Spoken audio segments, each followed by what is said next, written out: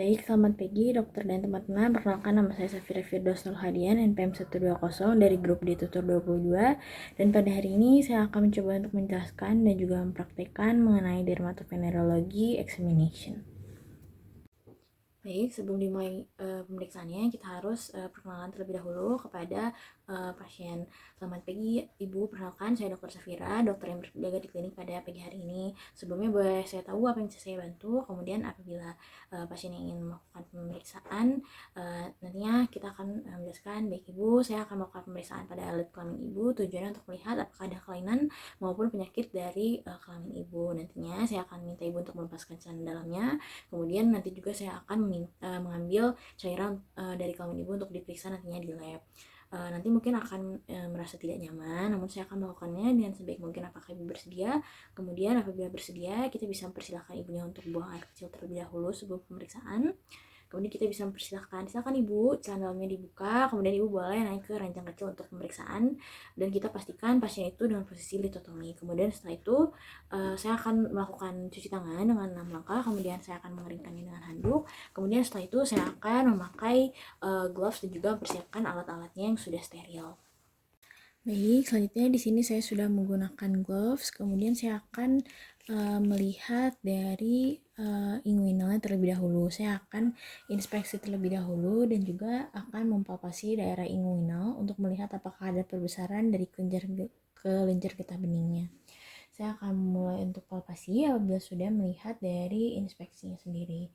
Nah, di sini saya tidak menemukan adanya perbesaran, namun apabila ada, kita bisa menilai dari jumlahnya, ukurannya, konsistensinya, mobilitas, dan juga apakah ada nyeri tekan atau tidak. Kemudian selanjutnya kita bisa beralih ke mons pubisnya. Kita inspeksi terlebih dahulu apakah ada lesi pada bagian kulit di bagian pubisnya. Kemudian kita lihat juga apakah ada rambut di bagian pubisnya ataupun tidak. Kemudian kita juga lihat apakah ada kutu ataupun telur kutu. Nah, di sini tidak ada. Kemudian selanjutnya kita akan melihat dari vulva dan juga uretranya. Kita bisa menginspeksi daerah labia mayora dan juga minora. Kita bisa melihat apakah ada eritema, kemudian ada fisura, ataupun ada papul, vesikel erosi, ulcer, dan juga kutil.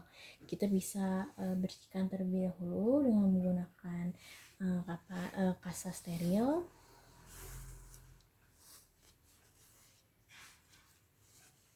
Kemudian kita bisa buang ke tempat sampah. Kemudian setelah itu kita bisa mulai melihat apakah ada kelainan ataupun tidak. Kita bisa memisahkan labia minora untuk melihat apakah ada discharge yang keluar ataupun tidak, dan kita bisa, apabila ada, kita bisa nilai jumlah, warna, dan juga konsistensinya. Kemudian setelah itu kita bisa inspeksi dari uretranya sendiri. Di sini saya menggunakan ini sebagai dummy. Kemudian kita juga bisa lihat dari uretra sendiri apakah adanya eritema, edema, ataupun ada lesi seperti papul, vesikel, erosi, ulcer, dan juga kutil. Kemudian apabila ada discharge, kita bisa nilai jumlah, warna, dan juga konsistensi dari discharge yang keluarnya. Jika tidak ada yang keluar, kita bisa lakukan prosedur milking dari bawah ke atas. Kemudian setelah itu kita bisa bersihkan kembali dengan menggunakan kasa steril. Kita akan melihat atau menilai kelenjar Bartholinnya. Bila sudah, kita akan buang ke tempat sampah. Kemudian setelah itu kita bisa menginspeksi kelenjar Bartholin di arah jam 5 dan juga jam 7. Kita lihat apakah ada perbesaran dan juga nyeri tekan, serta apakah ada tanda-tanda inflamasi dengan menggunakan dua jari, yaitu jari tengah dan juga jari telunjuk. Kita bisa menekan-nekannya seperti ini.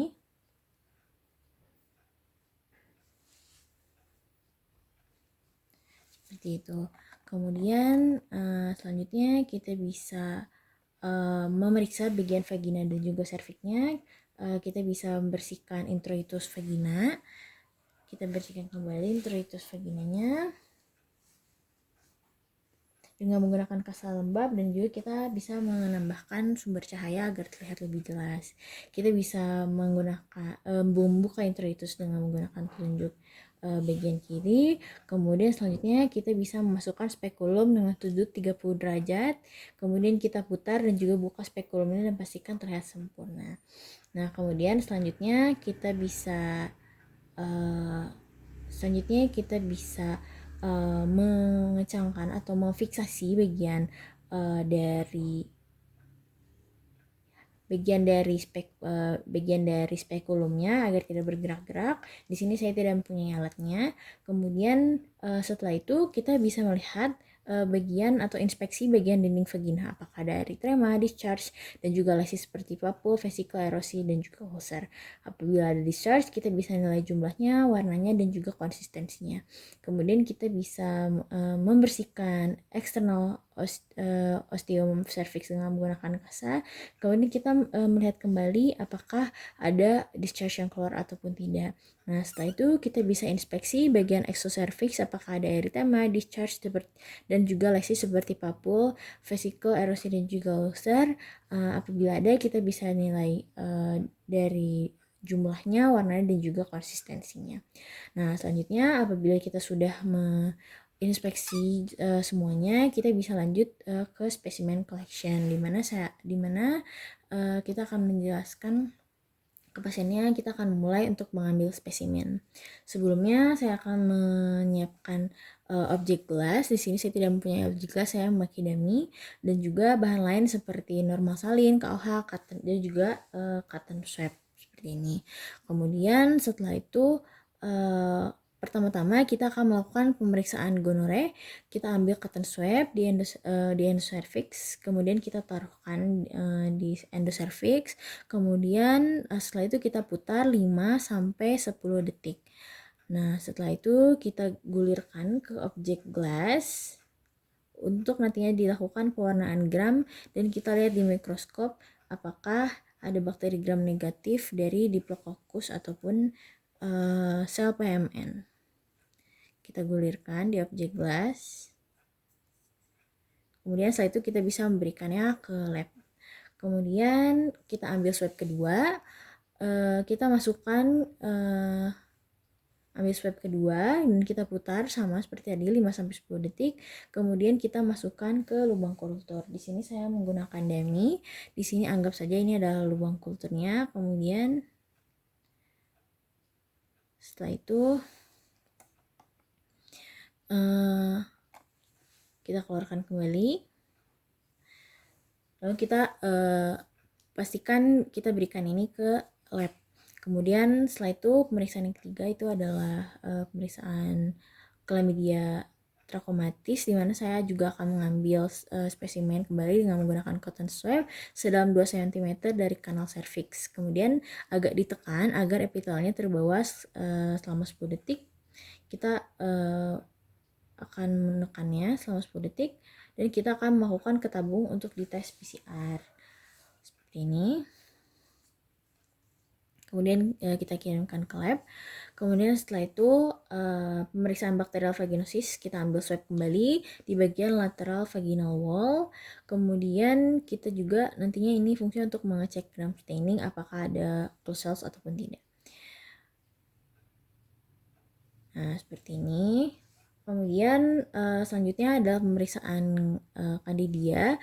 Kita juga harus menyiapkan objek gelas kembali yang sudah ditetes oleh KOH 10%. Nah, seperti ini. Kemudian kita masukkan cotton swab ke lateral vagina. Kita masukkan. Kemudian setelah itu kita gulirkan di objek gelas tadi. Kemudian kita tutup dengan menggunakan cover glass. Kita lihat di mikroskop apakah ada bulging cell ataupun tidak. Seperti itu. Kemudian selanjutnya kita juga bisa memeriksa Trichomonas vaginalis. Kita bisa menyiapkan objek gelas kembali. Kemudian kita bisa menyiapkan objek gelasnya itu ditetesi oleh normal salin. Kemudian kita bisa mengambil swab di posterior vaginal fornix. Kemudian kita gulirkan ke objek glass. Kita tutup dengan cover glass. Kita fiksasi dengan menggunakan vaselin. Setelah itu kita lihat di mikroskop segera untuk melihat motilitasnya.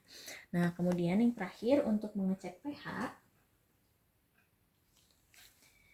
Baik, untuk mengecek pH sendiri, mengecek pH dari vagina, anggap saja ini adalah kertas pH-nya. Kemudian nantinya kita akan jepit pH-nya dengan menggunakan forceps. Seperti ini. Kemudian kita akan masukkan ke dalam vagina.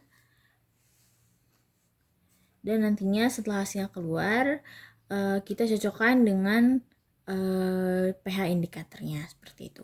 Kemudian untuk yang terakhir ada yang namanya whiff test, di mana kita nanti akan melepaskan dari spekulumnya, kemudian kita bisa meneteskan KOH 10% di spekulumnya, dan kita melihat menilainya dengan cara membaui dari spekulumnya apabila ada bau fishy odor ataupun tidak.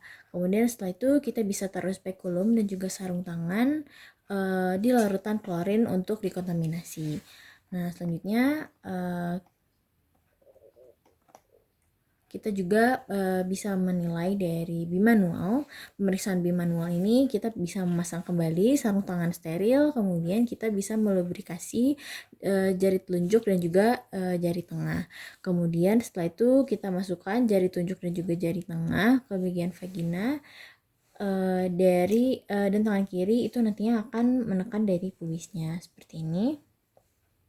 Kemudian kita bisa menggoyangkan serviks, kita lihat apakah ada nyeri ataupun tidak. Nah, selanjutnya kita bisa melakukan juga perianal examination, di mana nantinya kita akan minta pasien untuk berbaring, kemudian nantinya kita akan memisahkan bokongnya, kita buka bokongnya, kemudian nanti kita lihat, kita inspeksi apakah ada lesi seperti eritema, papul, vesikel, kutil, ataupun adanya discharge. Nah, apabila ada discharge, nantinya kita melihat, kita nilai volumenya, warnanya, dan juga dari konsistensinya, seperti itu mungkin. Kemudian selanjutnya kita bisa penutupan, di mana kita bilang kepada pasiennya, baik Ibu, pemeriksaannya sudah selesai, terima kasih untuk kerjasamanya, nanti hasilnya akan diperiksa di lab. Kemudian selanjutnya kita bisa mencatat semua prosedurnya di rekam medis dari pasien. Mungkin cukup sekian dari saya, mohon maaf apabila banyak kesalahan, mohon koreksinya dari dokter dan teman-teman, terima kasih.